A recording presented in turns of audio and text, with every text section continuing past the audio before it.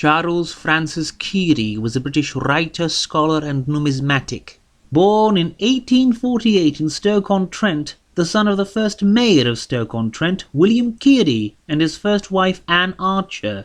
He was educated at Marlborough College and then at Trinity College.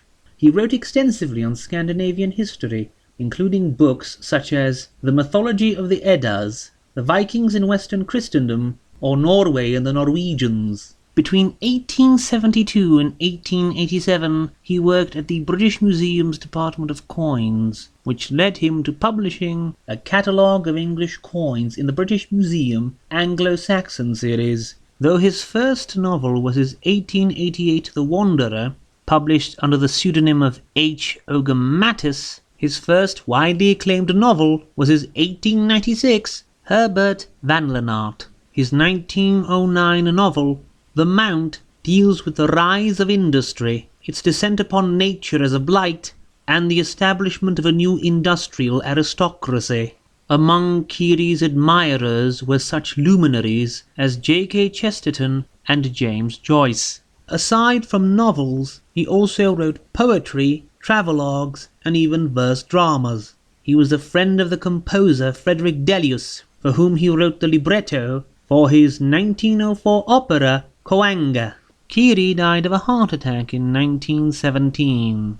His 1901 collection, Twixt Dog and Wolf, was praised by John Buchan and Richard Le Gallienne. It was also a noted influence on James Joyce's Dubliners, and until its republication in 2017 by Valancourt Press, it was one of the rarest weird fiction items.